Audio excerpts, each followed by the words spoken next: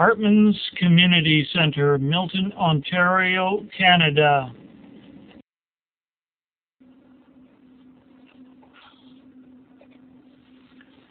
The pounding in her skull increases and it splits in half from her beak to between her eyes.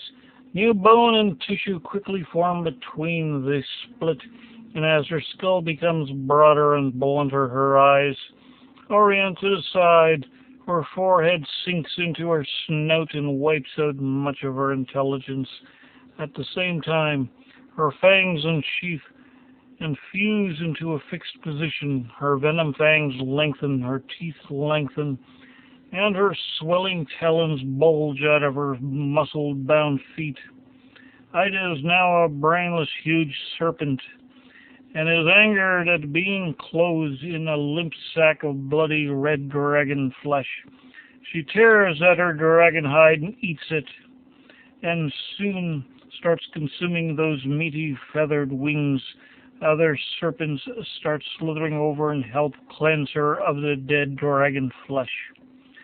Once free of her dragonhood, her overriding urge is to make a kill, and she coils over to the feeding throes. By this time, the serpent dragon dance is finished, and Megreth is squatting in a throw, feasting on a calf she decapitated mere minutes ago. Ida pushes her aside and sinks her jaws over a stiffening calf leg and starts to tear it off the carcass. Megreth gives a warning growl when she doesn't recognize the scent of this interloper primal serpent. Ida doesn't waste time with warnings. With a roar and a loud snap of her jaws, she bites empty air where Megreth's neck was a second ago.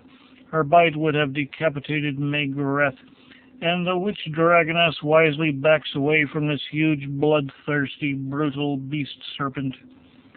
Inside that serpent's body, Ida is in quiet and going under a further metamorphosis. As her mind becomes more ravenously hungry, her internal transformation demands fuel.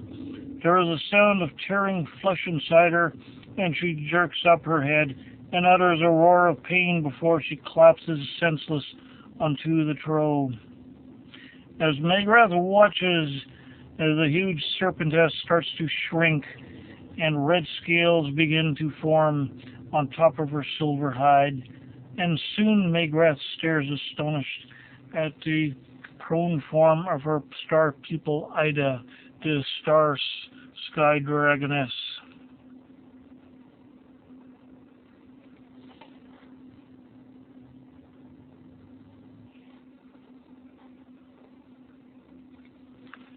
The great serpent spirit which had created her descended like a phoenix into Ida's magma heart chamber. In the center lay a lifeless caldera. The spirit curled herself up into this depression, took one last scent of the world she was about to leave, and then with a decisive squeeze of her coils contracted into a pinpoint of infinite nothingness, and burst into a wave of heat and energy which washed over the heart chamber slowly at first. A faint trickle of magma swirled out of the caldera's swish, swishity swish, and then with a swoosh it retreated back into the caldera.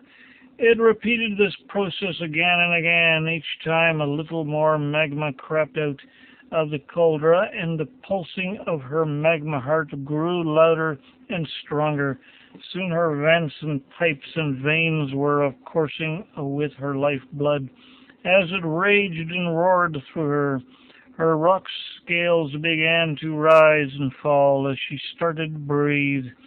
As they rose, the red-hot magma just coursing beneath her surface could be seen glowing. The dark eye pits in her skull lit up, and her maw slowly creaked open. The great serpents lived again. The creature started to dig her talons into the floor and push herself forward. Her sapphire scoots on her underside found purchase and she slid back to the entrance of the tunnel. Her organic brain had undergone a transformation at the same time. The ancient gods who had originally created the great serpent's race knew that such a creature was built for show, for theatrics.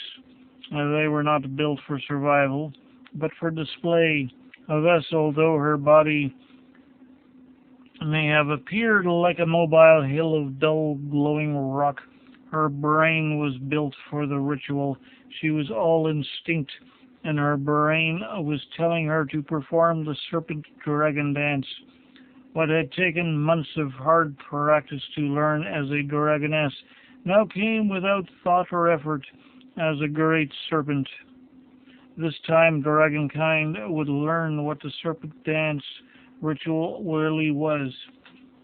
At the same time that the creature was coming charging up the tunnel for the first performance of a great serpent in 60 million years, another dragon and his mate had a grouping of sea serpents gathered around a 45-gallon drum and are explaining how the goddess Histh could make their lives more bountiful. They were preachers amongst the sinners.